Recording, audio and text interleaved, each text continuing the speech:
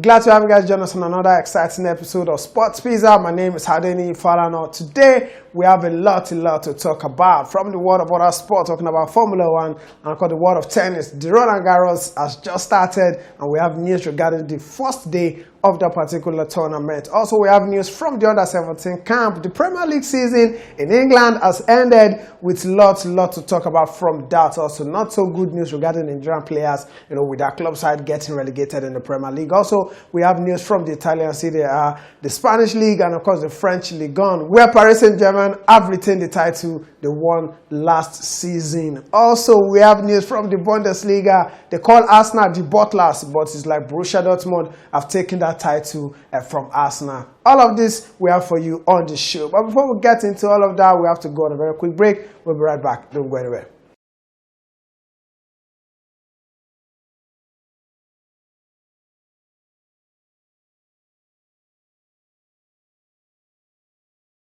Welcome back from that break. So let's start off with the world of Formula One and tell you that Max Verstappen won another race over the weekend at the Monaco Grand Prix in France. And of course, Red Bull are running away with the title again. 2021 was not a straightforward one for them with Lewis Hamilton and Mercedes chasing them until the end. But 2022, talking about last year, was a straightforward. And it's looking likely that this year is also going to be a straightforward victory for Red Bull. But then again, it's a direct battle between Max Verstappen and Sergio Perez, the top two drivers in the Formula One season this year. But guess what? Over the weekend, Max Verstappen had the last laugh because he won that particular Grand Prix. Max Verstappen has opened a 39-point lead over him, a 39-point lead over him. But then again, Mercedes are nowhere to be found with Lewis Hamilton not coming up this season. But then again, the news about Lewis Hamilton is that he will be signing a contract extension with Mercedes. Maybe there's something that they're promising him. We don't know. But it's all about Max Verstappen right now in the world of Formula One. And of course, talking about the constructors, Mercedes are second with Red Bull in first position. That means Lewis Hamilton and his teammate, talking about Russell, needs to do a lot more if they really want to catch up with Red Bull. But I don't think that is going to be possible this time around. Mercedes are definitely not catching up with Red Bull. Red Bull are running away with the title again, just as they did in 2022. And the Mad Max, as they call him, is definitely leading that particular charge. I'm very sure he's going to retain his title. Maybe next season, Sergio Perez will have something to say. Even though rain disturbed them over the weekend, but somehow Max Verstappen was able to navigate his way through the Monaco Grand Prix and take the victory for the day. That's the sixth time he's finishing on the podium. Yes, sixth time he's finishing on the podium this season. As a matter of fact, Red Bull have won all 6 races so far this year. So it's the time of Red Bull. Of course, in the past 6, 7, 8 years, we've had Lewis Hamilton, and Mercedes, taking all the accolades. But right now, it's all about Red Bull and Max Verstappen. And of course, you don't want to bet against them. Continue this particular progression that they are into right now. Moving away from that, still sticking with France. Yeah, that is where all the action is coming out from at this particular moment, talking about other sports. And let's tell you that the Roland Garros or the French Open started over the weekend. But the biggest news prior to the tournament starting was that Rafael Nadal won't be playing at that particular tournament. Yeah, he came out last week to tell us that he will not be participating at the tournament because of the injury sustained at the last Grand Slam, talking about the Australian Open, and he is yet to recover fully from that injury. And that wasn't the only news that he dropped. He also dropped the news that maybe, just maybe, 2024 will be his last year in the world of tennis, and that's something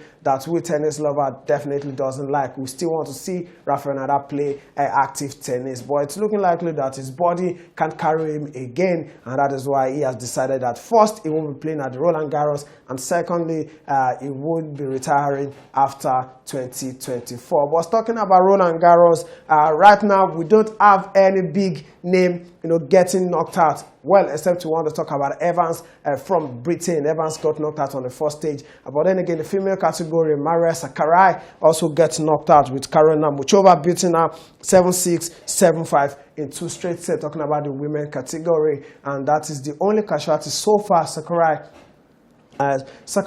is the only casualty so far in the female category. Of course, but that's that regarding the French Open, talking about the playing itself. But talking about something controversial, there's a war currently ongoing between Russia and Ukraine, and of course Belarus are supporting Russia in this particular fight. And guess what? A Ukrainian player and a Belarusian player, they played together. They played against themselves over the weekend. And after the game, the usual handshake ritual that they do after the game did not happen. And why didn't this happen? Because the Ukrainian player, talking about Coach Tok refused to shake hand with Arena Sabalenka. Not that because Arena Sabalenka defeated her 6-3, 6-2, but because of the war currently ongoing between Ukraine and Russia. And of course, Belarus are supporting Russia. That is why Arena Sabalenka didn't get a handshake from Coach Tok, who is a Ukrainian. And of course, they were boos around the tennis court,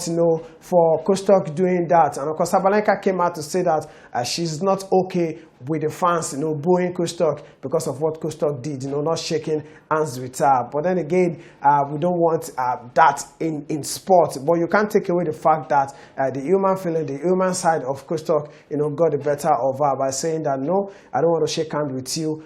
You are from the country of an enemy, even though Sabalenka definitely doesn't have any hand in what is happening, talking about the war between Ukraine and Russia. But Coach Tok was able to take out her anger on her. So that's that regarding the world of tennis. So moving away from that, let's talk about NBA quickly. After winning the first 3 of their finals playoff, talking about the Miami Heat and the Boston Celtics, we thought Miami Heat were going to take the 4th game. But guess what? Celtic won the 4th game, they won the 5th game, and of course they won the 6th game. But Celtic decided to do a Liverpool versus AC Milan Istanbul final in 2005 on the head of Miami Heat. Of course, the Celtics have been able to win 3 games in a row, and they've been able to force Game 7 in the playoff series for the Eastern Conference. They won the last game 104 to 103 over the weekend. And of course, that particular man, talking about White, decided to turn up for Celtic. After the buzzer, the game has ended, but he decided to throw a 3-pointer, in favor of Celtic, and that, of course, that gave them the 104 to 103. It should have ended at 103 in favor of Miami Heat, and of course 101 for Boston Celtic, and of course that would have given the Heat, of course, the chance of playing the Denver Nuggets in the final. But Celtic, courtesy of White, now have something to play for in the Game 7. Of course, with what we've seen so far in the NBA playoff final series between both teams, the smart money, of course, is on Boston Celtic to take the Game 7. And of course, it will be a very, very shameful thing. And of course, an historical one, by the way, if Celtic gets to win this one and Miami Heat gets to bottle this particular one. I'm talking about bottling something. Well, I don't want to talk about that at this particular moment because that's something Arsenal fans can definitely relate with. So moving away from other sport, let's touch base with football before we go on another break. And tell you that at least 5 of the 8 teams, 5 of the 8 round of 16 games have been decided so far at the ongoing FIFA Under-20. But the biggest news, and the one that is close to home, is that the Flying Eagles will be playing against Argentina in the round of 16. Of course, that's going to happen if you finish 3rd in your group as best losers. The Flying Eagles finished 3rd as best losers, by the way. They won their first game against Dominican Republic 2-1. They defeated Italy 2-0 in the second game, and that took them to the round of 16. But they needed a draw at least against Brazil to top that particular group. But guess what? They lost against the Brazilians, and that pushed them to 3rd in the group. Of course, from 1 to 3rd. That's definitely not a good thing. And that has put them against Argentina. Yeah, they'll be playing Argentina in the round of 16. Not so good news if you're going to ask me. And of course, USA will also take on the New Zealand. Uzbekistan will face Israel. And of course, on Wednesday, we'll see Colombia against Slovakia. That is that regarding the round of 16 games. So we're still expecting more games, before the round of 16, eventually ends. But the biggest news right now is the Flying Eagles will be taking on Argentina in the round of 16. Would they be able to make it to the quarterfinal stage? Well, that is left to be seen. In football, anything is definitely possible. We'll go on another break at this particular moment, of course, but we're going to come back and still sticking with football. Don't go anywhere. We have news from the Premier League, the Spanish La Liga, Italian Serie A, the French Ligue 1, and the German Bundesliga. You definitely want to stick around. We'll be right back.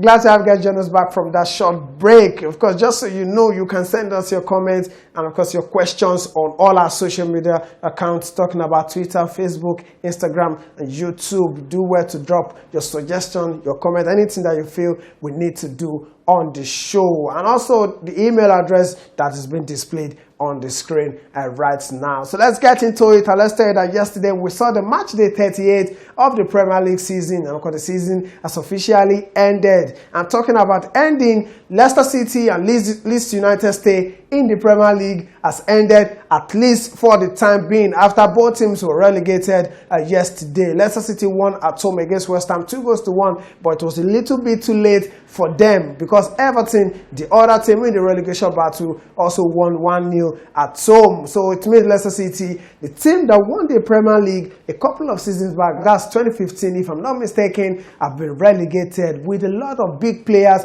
in the team. Our very own Wilfred Ndidi is in the team, Kelechi Iheanacho also in that particular team, Jamie Vardy in that team, James Maddison, and of course Yuri Tielemans in that particular team. But it was not enough for them to survive at the Premier League. So they are going to be playing in the Championship next season. Also, Leeds United are relegated. I'm talking about European places. Manchester City, who are the Premier League champion, even though I don't like saying that, but that is what it is at this particular moment, are going into the Champions League alongside Arsenal, who finished second, Manchester United, who finished third. Newcastle United were able to crash their way into the Champions League position by finishing fourth, and of course Liverpool fifth, with Brighton ending the season in sixth position. Aston Villa seventh position for the European Conference League. And guess what? Tottenham Hotspur finished the season 8th position. If you're thinking about Tottenham Hotspur having a bad season, then you should look at Chelsea, who finished the season in 12th position. Not so good, at the same time, not so bad for them, because they are a big team. But somehow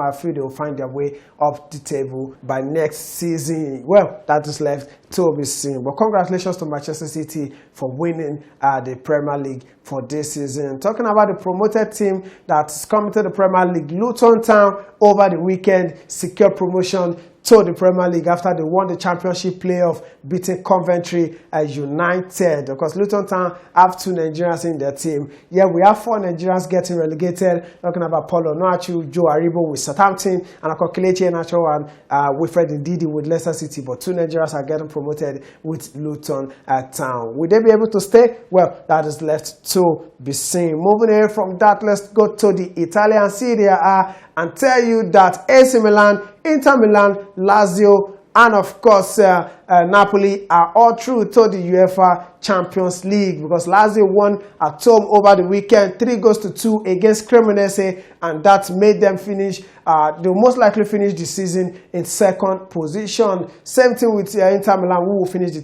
season in 3rd position. And why is this happening? Because last week we saw Juventus in that particular position, but during the week a court in Italy have awarded a 10-point deduction, because court awarded that to the Italian Football Federation by telling them that, yeah, you can go ahead and deduct 10 points from Juventus points because of their illegal dealings in the world of transfer, falsifying their account, and that has not gone down well with authorities. At a point in time in the season, 15 points was deducted, and that 15 points was awarded again, and Juventus went from 7th position to 2nd position. But now that 10 points have been deducted from their point, they are back outside the top 4. So we have 4 teams that will be playing in Europe next season. From Italy, talking about AC Milan in 4th position, Inter Milan in 3rd position, Lazio in 2nd position, and Napoli in 1st position. So moving away from that, let's go to France and tell you that Paris Saint-Germain have been able to retain the title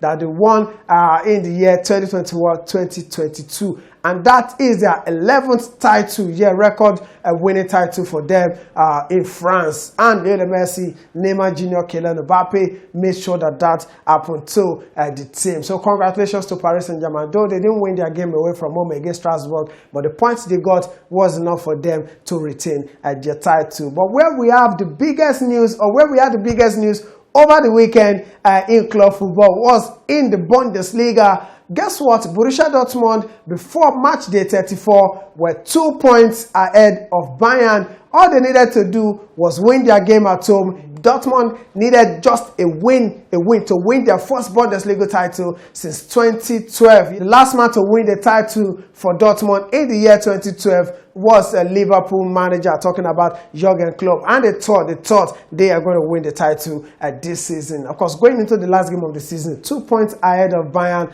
who have found a way to drop the top spot for Dortmund. Bayern still had to do their own job by beating Köln away from home 2-1. But then again, Köln at some point were going to be party spoilers for Bayern. But Bayern were able to find a way to win the game at the last minute of that particular encounter. What happened to Dortmund? Yeah, they conceded 2 quick goals, and even though they had a penalty, but they lost that one through Sebastian Haller. But somehow they found their way in the game. Of course, Mainz scored again. Mainz scored again 3-1, and Dortmund find a way to equalize the game in the late seconds of that particular encounter, but that wasn't enough to give them the title. They ended the season level of points with Bayern, but Bayern, of course, have superior goal difference ahead of Dortmund, and that is why Bayern have been able to retain their title. Guess what? That is their 11th title in a row. Yeah, the 11th title in a row. The last time they failed to win the title was in the year 2012, and of course Dortmund was the last team that stopped them from winning that particular title. We thought Dortmund were going to do the job again this time around, but they were not able to do that. So it's a shameful thing that Dortmund were not able to get their hand on that particular title. If there's something that is trending on social media right now, is the fact that fans have been able to match both Arsenal's flag and Borussia Dortmund's flags together to tell you that these teams, they are butlers. Arsenal spent over 230 days at the top of the Premier League table, but they were not able to win the Premier League title ahead of Manchester City. But Dortmund also had destiny in their own hands. Just win your game against Mainz and you are Bundesliga champion. But somehow they bottled that particular league. But it's a shameful thing. And of course, they're talking about Dortmund. One particular player is definitely leaving the club, and that is their left fullback, Rafael Guerreiro, who was in tears after the game against Mainz because he thought he was going to leave after winning the Bundesliga title, but that did not happen. Jude Bellingham also, according to a report, is on his way to Real Madrid, and he also did not get to lift the Bundesliga title. Well, one thing about football is that you pick yourself up and you go again next season. I'm very sure you enjoyed that particular video from us, and just so you know, you can still follow us on all our social media platforms at Sports Pizza, on Facebook, on Instagram, and as well on Twitter. Do well to subscribe to our YouTube channel and drop your comments. We'll be ready to read all of them. Your suggestion, and even if it's a complaint, we'll be ready to take all of that. You can also send us a mail via the email that has been displayed on your screen. My name is Adeni Falano. Till we come away again next time, bye for now.